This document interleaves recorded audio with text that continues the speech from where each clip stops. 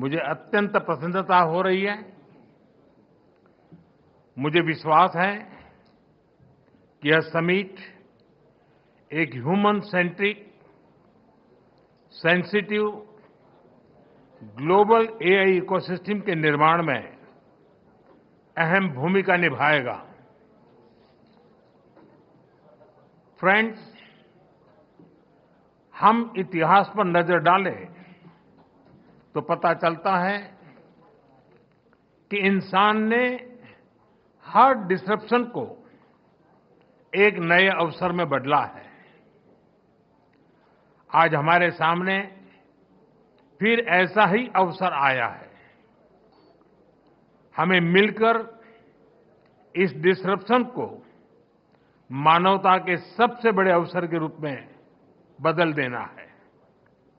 Friends, Bharat Buddha की धरती है और भगवान बुद्ध ने कहा था, right action comes from right understanding.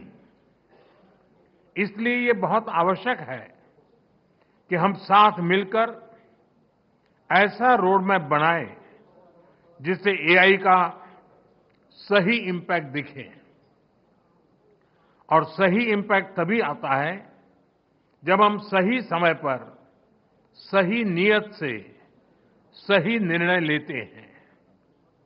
Friends, Covid global pandemic के समय दुनिया ने देखा है कि जब हम एक दूसरे के साथ खड़े होते हैं तो असंभव भी संभव हो जाता है। वैक्सीन विकास से लेकर सप्लाई चेन तक, डेटा साझा करने से लेकर जीवन बचाने तक सहयोग ने ही समाधान दिया। टेक्नोलॉजी कैसे मानवता की सेवा का माध्यम बन सकता है, ये हमने भारत में कोविड काल में देखा है।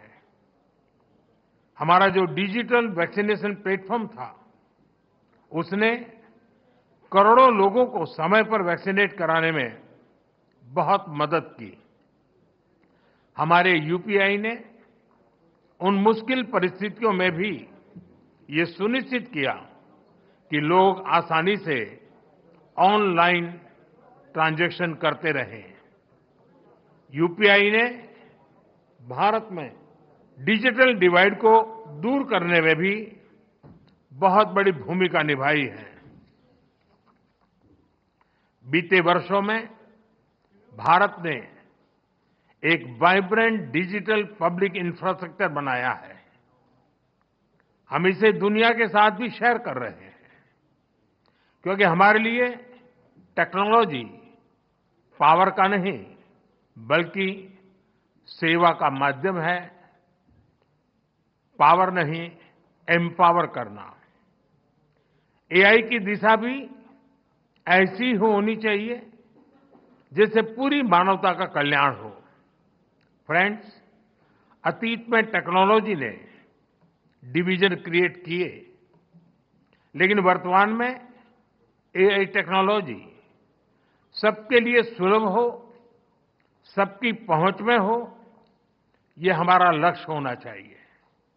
इसलिए आज जब हम एआई के फ्यूचर पर चर्चा कर रहे हैं तो हमें ग्लोबल साउथ की आकांक्षाओं और प्राथमिकताओं को भी एआई गवर्नेंस के केंद्र में रखना होगा। एक्सेलेंसी, युग चाहे कोई भी रहा हो, एथिक्स हमेशा ही चर्चा के केंद्र में रहा है। अंतर बस इतना आया है कि पहले अनएथिकल बिहेवियर का दायरा बहुत छोटा होता था, लेकिन एआई में इसका दायरा असीमित है, अनलिमिटेड है। इसलिए एआई के लिए हमें एथिकल बिहेवियर और नॉर्म्स का दायरा भी असीमित बनाना होगा। एआई कंपनियों के सामने बहुत बड़ी जिम्मेदारी है। प्रॉफिट के साथ साथ पर्पज पर भी फोकस हो। ऐसे एथिकल कमिटमेंट की बहुत आवश्यकता है। व्यक्तिगत स्तर पर एआई हमारी लर्निंग, इंटेलिजेंस और इमोशंस को प्रभावित कर रही है। एक्सेलेंसी, एआई के एथिकल उपयोग के लिए मेरे 3 सुझाव हैं। फर्स्ट, डेटा सॉवरेनिटी को रिस्पेक्ट करते हुए एआई ट्रेनिंग के लिए एक डेटा फ्रेमवर्क बने। जैसे एआई में कहा जाता है, गार्बेज इन, गार्बेज आउट। अगर डेटा सुरक्षित, संतुलित, विश्वसनीय नहीं होगा तो आउटपुट भी भरोसेमंद नहीं होगा। इसलिए ग्लोबल ट्रस्टेड डेटा फ्रेमवर्क जरूरी है। सेकंड, एआई प्लेटफॉर्म अपने सेफ्टी रूल्स बहुत क्लियर और ट्रांसपेरेंट रखें।